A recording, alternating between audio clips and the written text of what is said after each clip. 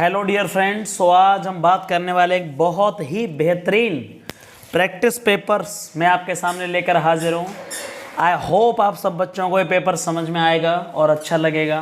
प्यारे बच्चों, मैं पिछले कुछ टाइम से पेपर अपलोड नहीं कर पा रहा हूँ, उसके लिए मैं आप सभी का बहुत ही क्षमा चाहूँगा आप सभी से, पर मैं तबीयत मेरी ख़राब होने की वजह से मैं ये पेपर अपलोड नहीं कर पाया। तो टाइम वेस्ट ना करते हुए आज मैं फिर से आपके लिए एयरफोर्स का एक बहुत ही बेहतरीन और 19वां मॉक टेस्ट लेकर आया हूँ। 18 मॉक टेस्ट में ऑलरेडी अपलोड कर चुका हूँ, आप जाकर देख सकते हैं। और ये 19वां पेपर आज आपके लिए आने वाला है या होने वाला है। आई होप आपको ये अच्छा लगेगा। तो टाइम वेस्ट ना करते हुए हम सीधे पेपर को स्टार्ट करते हैं। फर्स्ट ऑफ ऑल प्यारे बच्चों, पहला क्वेश्चन क्या है, ध्यान से देखिएगा।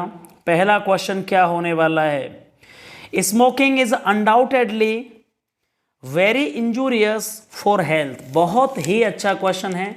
कॉपी पेन नोट डाउन करिए प्लीज गाइस, कॉपी पेन निकालिए अभी, मेरा कहना मानेंगे, अभी कॉपी पेन निकालिए और नोट डाउन करिए कि इंजूरियस एक ऐसा एडजेक्टिव है। कैसा एडजेक्टिव है?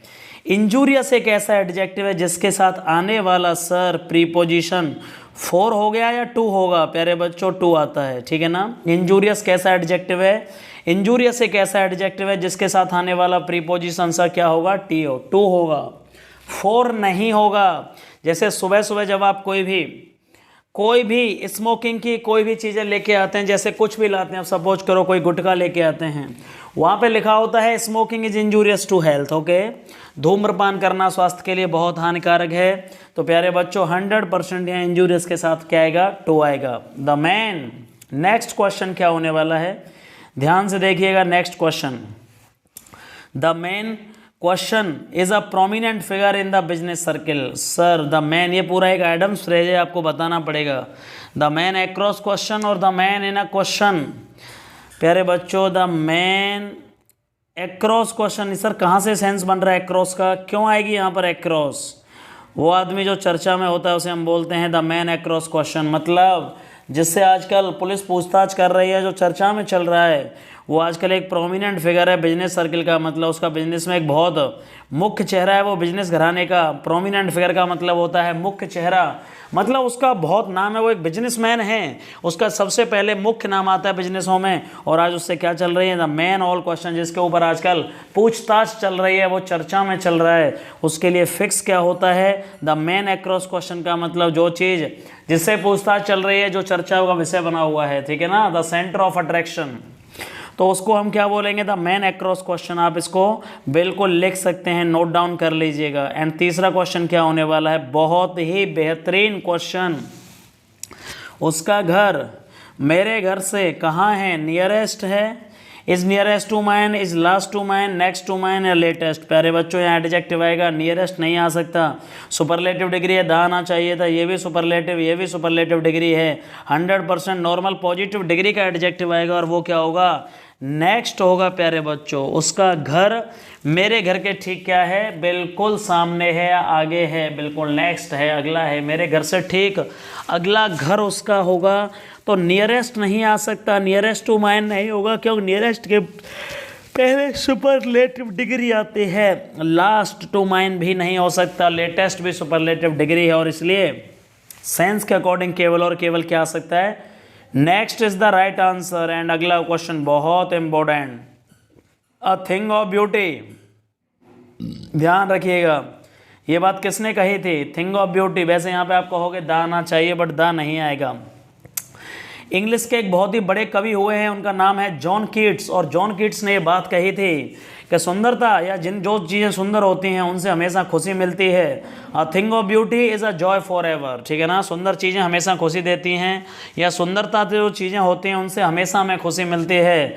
A thing of beauty is a joy for ever, ठीक है ना, सुंदर चीज़ों से हमेशा खुशी मिलती है। A thing of beauty is a joy for ever. Okay, and अगला क्वेश्चन क्या होने वाला है, बहुत ही अच्छा क्वेश्चन, 5th क्वेश्चन होने वाला है डाइवर्सिटी। है डाइवर्सिटी नहीं है, एडवर्सिटी है, यहाँ लिख लीजिए, टाइपिंग की गलती हुई है।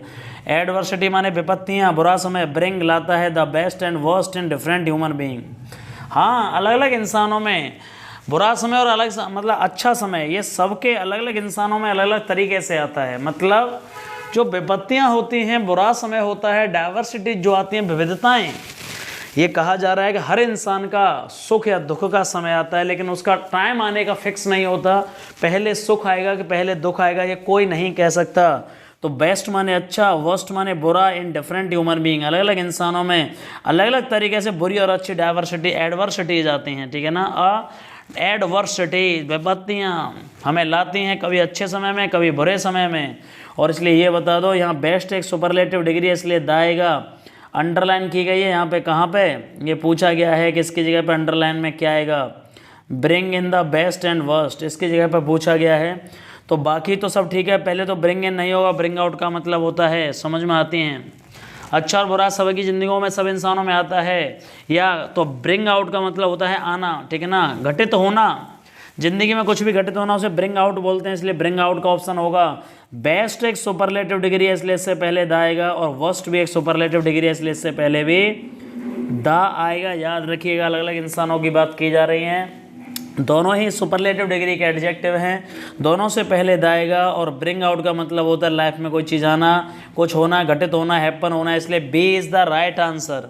ब्रिंग इन नहीं होगा, ब्रिंग आउट होगा, और बस्ट नहीं होगा, द वर्स्ट होगा, इसलिए B is the right answer. और something which is difficult to bend, जिसको बेंड नहीं किया जा सकता, मतलब झुकाया नहीं जा सकता, मोड़ा नहीं जा सकता, तो वो चीज़ हार्ड। इंग्लिश को फिजिक्स में क्या बोला जाता है, ऐसी बॉडी जिनमें बिल्कुल भी फ्लेक्सिबिलिटीज़ नहीं होती, जिन्हें मोड़ा नहीं जा सकता, उन्हें हम रिजिड बोलते हैं, ठीक है ना। दृढ़ पदार्थ होते हैं, रिजिड बॉडीज होती हैं, दृढ़ पदार्थ बोलते हैं, सख्त।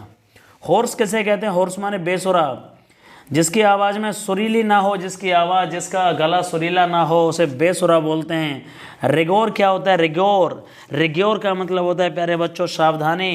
रिगोर का मतलब होता है अलर्ट रहना, अलर्टनेस, वार्निंग, चेतावनी, सावधानी, इसे हम रिग्योर बोलते हैं। इसलिए ऑप्शन में ये नहीं होगा। जो चीज़ बेंड न की जा सके, झुके नहीं, उसे रिजिड बॉडीज बोलते हैं। सही आंसर क्या होगा, C is the right answer. We are living a hard life, इसका हमें पैसे बनाना है। प्रेजेंट कंटिन्यूस टेंस से पहले वो ऑप्शन हटा दीजिए जो नहीं हो सकते। लिविंग कंटिन्यूस में पैसे बनाते समय वर्ब की थर्ड फॉर्म के बाद में बीइंग जोड़ दिया जाता है, ठीक है ना। तो पहला ऑप्शन गलत है, इसके बाद बीइंग लगा दिया गया, वर्ब की थर्ड फॉर्म नहीं है। हार्ड लाइफ वाज लिव्ड, ये भी गलत है। अगला ऑप्शन देखते हैं प्यारे बच्चों क्या होने वाला है 7वें क्वेश्चन का।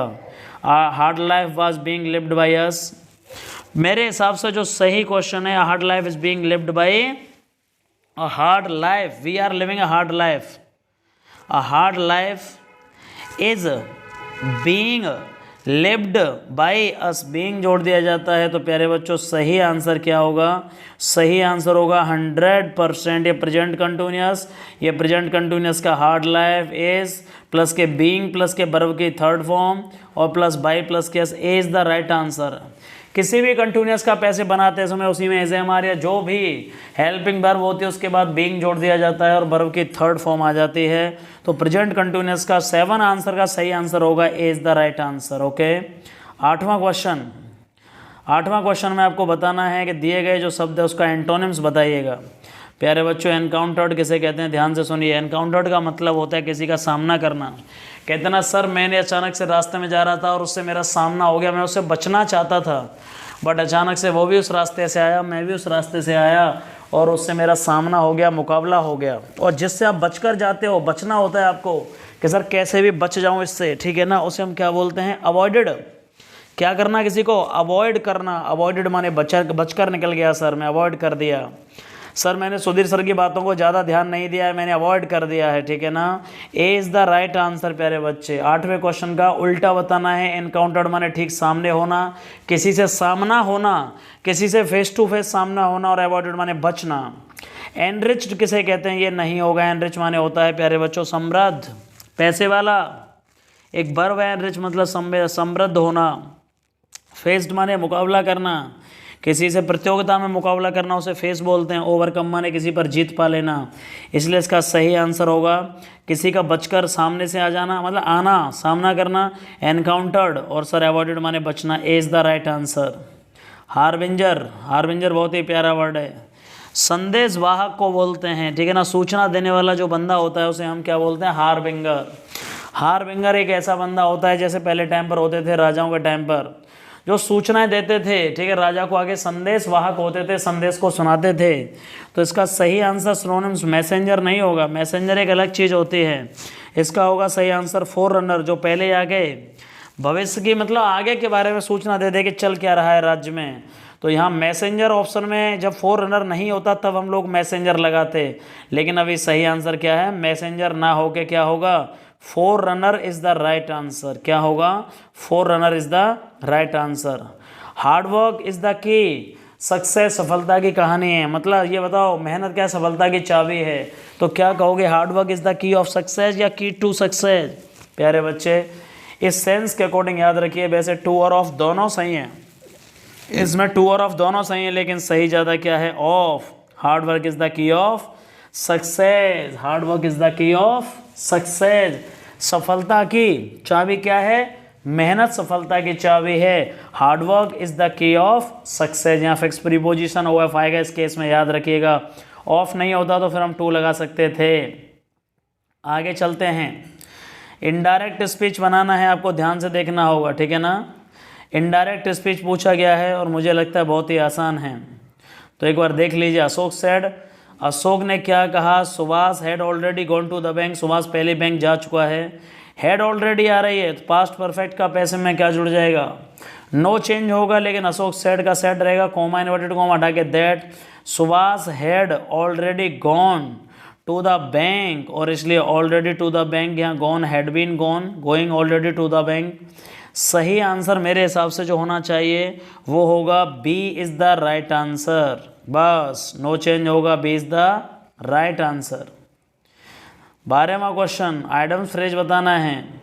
Your report of the matter, तुम्हारे मामले की जो रिपोर्ट हैं, जो मुझे डिटेल पता चली, वो इज ऑल मून साइन हो गई है। मून साइन, जैसे चंद्रमा की साइन माने बिजली, मतलब चमक होती है, वो क्या होती है, चंद्रमा की जो चमक होती है प्यारे बच्चे याद रखिएगा, वो किसके सामने, मतलब दिखती रही है चंद्रमा की खुद की कोई चमक नहीं होती, वो या तो सूरज के प्रकाश से चमकता है, ठीक है ना, सूरज के प्रकाश से चमकता है। हमें लगता है चंद्रमा की खुद की है, तो इसका मतलब हम रियल में जी रहे हैं, गलत फहमी में, हम गलत फहमी में जी रहे हैं। मतलब ये है कि तुम्हारा जो मामला है, रिपोर्ट हुई है या जो भी, उसकी जो रिपोर्ट मुझे मिली है वो सब मनगढ़ंत है, मतलब उसमें सच्चाई नहीं है।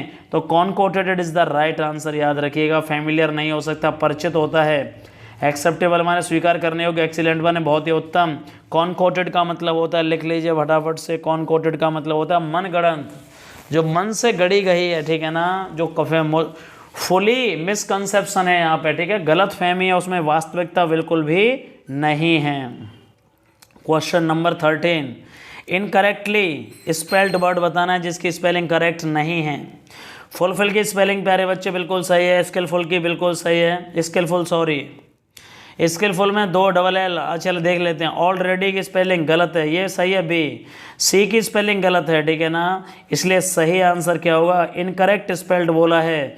ऑलरेडी में एक AL आता है बस, ALREADY। डाइनिंग की भी सही है, DINNING, DINNING, डाइनिंग टेबल होगी DINNING, और ऑलरेडी ALREADY। तो यहाँ ऑलरेडी की स्पेलिंग गलत है, याद रखिएगा प्यारे बच्चे।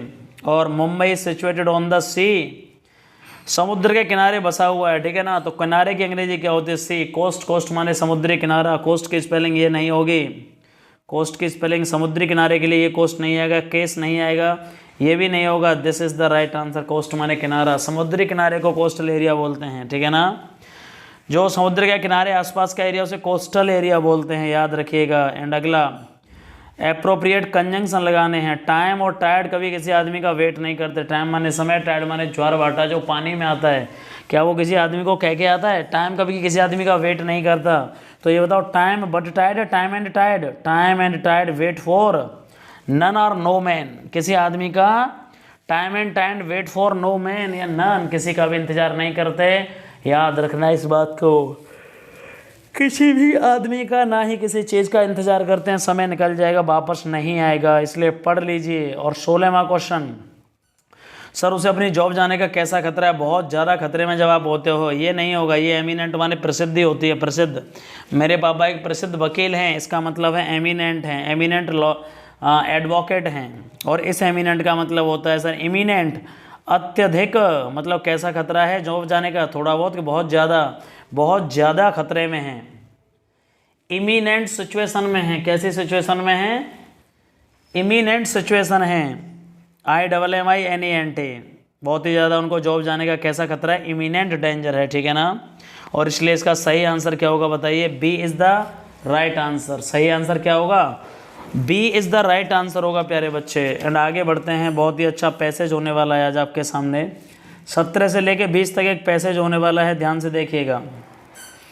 वंस अपॉन, एक बार की बात है, एन अनफॉर्चुनेट टाइम, एक बहुत ही बुरे समय की बात चल रही है, unfortunate time, there was a hairy king, एक राजा था जिसके बाल बहुत ज़्यादा थे, उसका नाम था कोल्ड मैन। मतलब एक इंसान हुआ है, बात चीज़ हो रही है, राजा नहीं, कोई थिंग चीज़ हुई जो क्या कहलाए, इंसान कहलाए, जिसके शरीर पर बाल थे। अलॉन्ग विद हेम, उसके साथ में, there was a hairy thing, एक और दूसरी चीज़ थी जो जानवर हुए।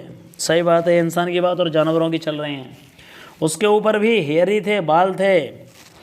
Man had a larger brain, बस इंसान में थोड़ा दिमाग ज़्यादा था, और इसलिए क्या कर दिया, विच मेड हिम, जो बना दिया, जिसने दिमाग होने की वजह से इंसान को क्या बना दिया गया है, थिंक, वो सोच सकता था, ही वाज सुपीरियर, इसलिए वो ज़्यादा श्रेष्ठ था टू एनिमल, जानवरों से, इसलिए उसे ज़्यादा बड़ी पदवी दी गई, मतलब जानवरों से उसे बेहतर माना गया, ठीक है ना, क्योंकि उसके पास दिमाग था और इसलिए वो सोच सकता था, लेकिन जानवरों में सोचने की क्षमता नहीं है क्योंकि दिमाग नहीं होता है। आगे बढ़ते हैं।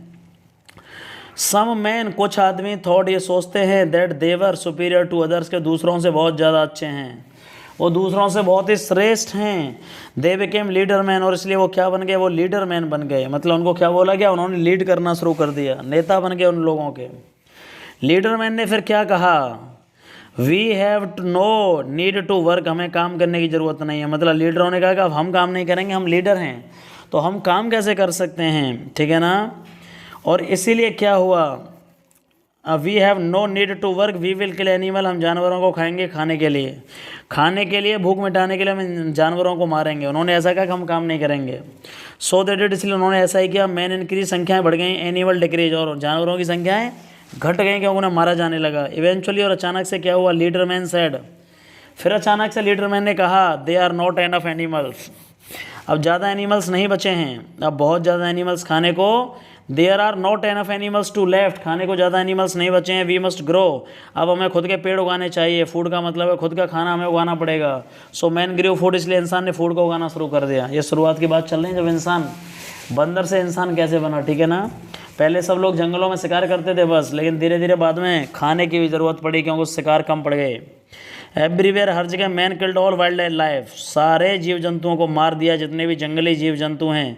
इंसान वो सबसे हरामी प्राणी है, मतलब ठीक है ना, जिसने कुछ भी नहीं छोड़ा है, सबसे बेसेला। सून, और जल्दी ही, देयर वाज नन, कोई और नहीं था। And all the birds were poison, सारे पक्षी क्या हो गए, उनको जहर दे दिया गया, मतलब पॉइजन का मतलब है यहाँ पे वो इन्वायरमेंट ख़राब होने की वजह से ख़त्म हो गए। लीडर मैन ने फिर क्या कहा, एट लास्ट, और अंत में, we are free of pest, चलो फाइनली अब हम पेस्ट से फ्री हो गए, मतलब उनको भी मरवा दिया गया, सारे जितने बर्ड्स हैं उनको जहर दिलवा दिया गया भाई, चलो हम फाइनली उनसे भी बच गए, उनके आतंक से, पक्षियों के से, ठीक है ना। मेंस की संख्या फिर से बढ़ी, increase, the world became crowded, भीड़ बहुत ही ठसाठस, वर्ल्ड संसार कैसा हो गया, भीड़ से भरा हुआ। They all had to sleep standing bed, they all had to sleep standing bed, एक साथ क्या होने लग गए, हाँ अब सबको साथ में रहना था, सोना था, इसलिए भाई जगह बहुत ज़्यादा नहीं बची, मतलब लोग बढ़ते गए। वन डे, एक दिन, फिर लीडर मैन ने सौ देखा, सम न्यू क्रिएचर, कुछ नए इंसान, ईटिंग हिज क्रॉप्स, उसकी फसलों को खाते हुए देखा, कुछ नए क्रिएचर्स को, जानवरों को, प्राणियों को, कि वो उनकी फसलों को खा रहे हैं। द क्रिएचर्स नेव, क्रिएचर नेव क्या थी, उनका नाम क्या था, वाज द स्टार्विंग पीपल, वो ही भुखमरी से ग्रस्त लोग ही थे, वो इंसान ही थे, वो दूसरे इंसान थे जो भूखे थे और जिन्हें क्या नहीं मिल पाए, इसलिए वही उनकी फसलों को खा रहे थे। दीज क्रिएचर आर मीनास, और फिर लीडर ने क्या कहा, लीडर मैन ने, ये जो क्रिएचर्स हैं वो क्या हैं, हमारे लिए बहुत बड़ी विपत्ति का साबित बनेंगे, हमारी ये फसल को खा जाएंगे तो हमारे लिए कुछ नहीं बचेगा, जानवर हमने पहले ऑलरेडी मार दिए हैं। तो आई होप आपको ये पैसेज समझ में आया होगा, बहुत ही बेहतरीन पैसेज है और आपको पता चल गया होगा किसके बारे में है, कि सर इंसान की कहानी को बताया गया है कि इंसान ने ना तो जानवर छोड़े, ना पक्षी छोड़े, बाद में इंसान ही इंसान को खाएगा, एक दिन ऐसा आएगा, ठीक है ना। यदि ऐसे ही जनसंख्या बढ़ती रही तो प्यारे बच्चों एक दिन वो दूर नहीं, वो दिन जब इंसान ही इंसान को खाने लग जाएगा। तो सर पहला क्वेश्चन क्या है पैसेज का, we have no need to work, हमें काम नहीं करना है। ऐसा लीडर मैंने क्यों कहा बताइए, हमें काम नहीं करना है, क्योंकि वो they would kill animal and eat, क्योंकि वो जानवरों को खाएंगे, जानवर बहुत बड़ी संख्या में है और इसलिए हम काम नहीं करेंगे। हीरो ऑफ स्टोरी, इस स्टोरी का हीरो कौन है ये बताओ। लीडर मैन के मैन 100% मैन है, लीडर मैन की बात नहीं हो रही है, इंसानों की बात हो रही है। बस इंसान ने क्या किया है सर, मैन ने थॉट, इंसान ने सोचा, he was superior to other creature. क्यों ऐसा क्यों सोचा, क्योंकि उसके पास, इंसान के पास एक बड़ा ब्रेन है, बस दुनिया में बाकी क्रिएचर्स के पास ब्रेन नहीं होता, इसलिए वो सभी जानवरों से या सभी क्रिएचर से श्रेष्ठ है। Man had to sleep standing up beds, आदमी को साथ साथ में ही सोना पड़ेगा। क्यों, जैसे ही संख्या बढ़ेगी तो शायद रहने के लिए जगह भी नहीं रहोगी। There was a population explosion, एक जनसंख्या का विस्फोट होगा, ठीक है ना।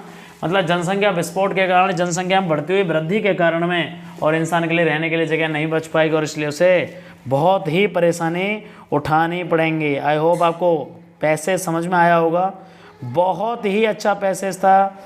आई होप आपको पेपर भी अच्छा लगा होगा प्यारे बच्चों। कंसिस्टेंटली पेपर और आते रहेंगे, ठीक है ना। वोकेब और टॉपिक्स, एयरफोर्स जीडी सेकंड के टॉपिक्स, और मैं बता दूं मेरे यहाँ पर एयरफोर्स के फेज सेकंड के लिए गारंटेड बैचेज स्टार्ट हो चुके हैं, या तो आप अभी से या रिजल्ट आने के बाद में आप आ सकते हो।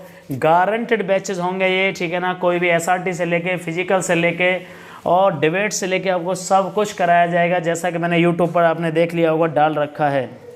तो यही सब बताने के लिए मैंने आपको ये इन्फॉर्म किया है। बाकी आपके प्यार और सपोर्ट के लिए मैं आप सभी का बहुत बहुत आभारी हूँ। लव यू ऑल, जय हिंद, जय भारत। सर मेरा सिलेक्शन सिर्फ आपकी वजह से हुआ है। तो सर मेरे अंदर कुछ बहुत कमी थी। कुछ लोग जो आए हुए हैं सर, ये सर्वे पेंडिंग होते होंगे, ये रियल है भाई, ये हमारा जुड़ाव है दिल का एक्चुअली। भाई मैं सच बोल रहा हूँ, जो मेरा सिलेक्शन हुआ है केवल सर की वजह से हुआ है।